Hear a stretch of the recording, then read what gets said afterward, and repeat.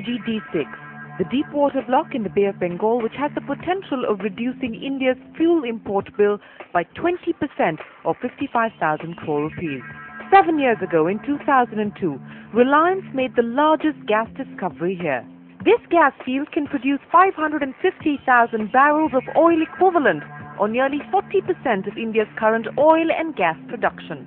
Spread across 330 square kilometers, the reservoir of KGD6 is located 2 kilometers below seabed, which is another 1.2 kilometers below sea level. Far too deep for humans to access. So almost straight out of a sci-fi movie. High-precision operations are carried out by robots. A single mistake, as simple as that of a screw or a valve being ill-fitted, can result in a loss of billions of dollars. While Reliance has won kudos from the global E&P industry for commissioning production in 6.5 years from the time of discovery versus the average of 9 years, and at a cost that is third lowest in the world. Back home, the KGD6 has been making headlines on account of the fierce battle between the two Ambani brothers. A battle which is now being tried in the Supreme Court. At the heart of the dispute is the Ambani family MOU, which provided for 28 MMSCMD of gas for the 8,000 megawatt power plant which the Anil Dhirubhai Ambani Group has to set up at Dadri. The gas was promised at terms no worse than what could be provided to NTPC, for which in 2003 Reliance had bid at $2.34 per MMBTU. But since 2004, NTPC and Reliance have been fighting in the Bombay High Court. Both these battles now hinge on the government's gas utilization policy, which states a valuation of $4.2 per MMBTU and does not provide Reliance with marketing freedom. These are just some of the questions that the Supreme Court will take up when the case is heard from the 20th of October. For months now, both sides have traded charges, written to various quarters of government and even invoked the gods, but have refused to arrive at a settlement. The Anil Ambani Group has even run an ad campaign questioning Reliance's capex plans, accusing it of creating an artificial shortage and alleging that NTPC will stand to lose 30,000 crore rupees by buying gas at $4.2 per MMBTU. So we decided it was time to get the Reliance story.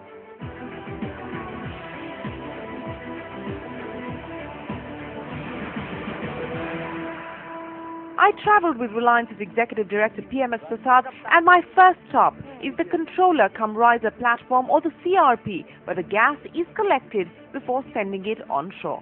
The government has arrived at a pricing valuation of $4.2 per MMBTU. The first thing I want to ask you is this a reasonable price? Is it a competitive price? Yeah, I mean, I genuinely think it's a very competitive price for two reasons. One, compare it with the rest of the gas that is being produced and sold in India.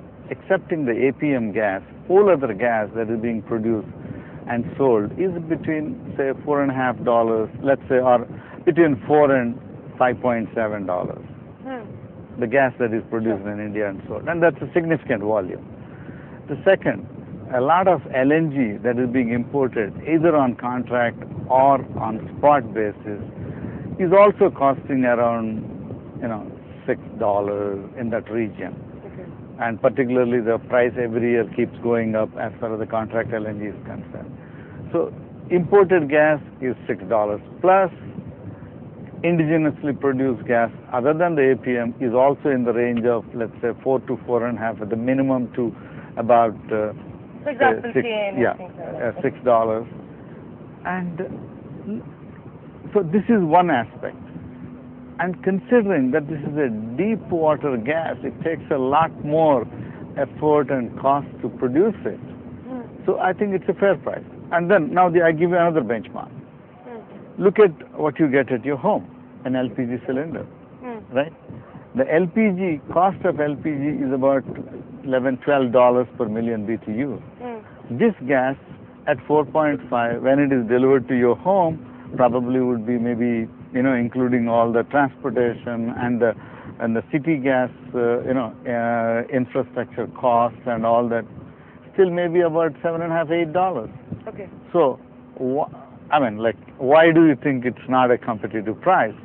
So 4.2, I think it's a very good price. It's a market discovered price, and that's been approved by the government. Do you genuinely believe that at 4.2, at a valuation of $4.2 per MMBTU and a sale price of 4.2, the government still stands to make the maximum amount of revenues that are possible? Yeah. See, the higher the price government takes will be higher, because the contractor recovers its investment first, and as the contractor recovers its investment, the government take keeps on increasing. So that is the first part. The second, sooner you get profitable, the more their share increases. Exactly. The second part is, higher the price, the quicker will be our cost recovery, and then government will end up getting their profit share and higher. But then governments, kind of had to strike a balance between what is good for the consumers vis-a-vis what is good for the partners in the PSC. So at 4.2, the government calculations are that they tend to make about 80 to 85,000 crores over the life of this field, and I do believe those numbers. And it's not 500 crore rupees? No, the 500 crore rupees is a fraction of what they would make in the first year as royalty. Okay. So those numbers are plucked out of nowhere. Is this figure also plucked out of nowhere, that NTPC may stand to lose 30,000 crore rupees if it's not at $2.34? I'll give you a different perspective. First of all, NTPC doesn't lose anything. The reason is, NTPC being a PSU, for them, the fuel cost is a pass-through. So if they buy fuel at X dollars, that X dollars will be passed by NTPC to the state electricity board. Today, if you take last year's figures, 2008-9 fiscal year, NTPC's cost of producing power from the Kawas and Gandhar plants is of the order of 5 to 6 rupees per kilowatt hour. Whereas with this, because they are using very expensive fuels, if you take this KGD6 gas, that cost would come down by something like 2 to 3 rupees per kilowatt hour. Okay. So how can you put an argument that they are going to lose 30,000 crores when in reality, by not buying this gas, NTPC is losing money? Time for a short break. Don't go anywhere. You're watching a special show on the KGD6.